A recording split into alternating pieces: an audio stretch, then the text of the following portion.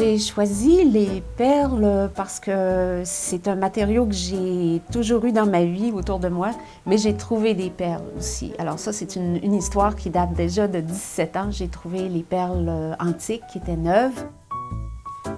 Mon nom est Lorraine Fortin, je suis conceptrice de bijoux. Je suis à Vancouver. J'ai déniché un peu partout des gens qui collectionnaient des perles. Et ça a été, je pense, la recherche continuelle.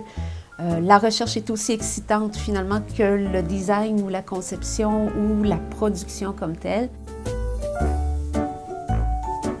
La création comme telle, elle vient d'à peu près toutes sortes de directions. Puis je pense que quand j'ai commencé, c'était les perles elles-mêmes qui m'inspiraient un peu leur vie après. Si j'avais quelque chose que je trouvais drôle en la recevant, c'était comme quelque chose qui allait devenir drôle.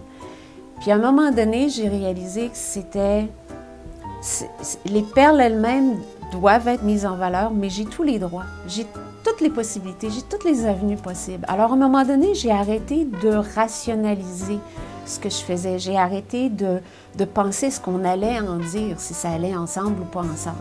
Fait qu'à un moment donné, j'ai complètement enlevé les barrières, puis c'est les perles, peu importe que ce soit des perles ou des pierres, ont toutes quelque chose en relation les unes avec les autres.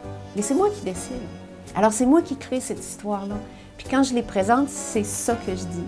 J'ai créé mon histoire à partir de tout ce que moi j'ai rassemblé et vu et lu et ressenti. Quand je vends un collier, par exemple, j'ai la petite feuille qui explique d'où elles viennent, pourquoi je les ai choisies, pourquoi je les aime tellement. Les perles, c'est ça, c'est une famille d'éléments.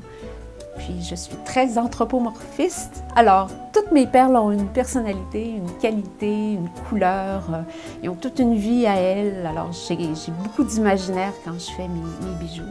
Et c'est ce que j'essaie de passer quand je les présente à des gens. Je leur dis que c'est fait avec beaucoup d'amour, mais beaucoup d'appréciation.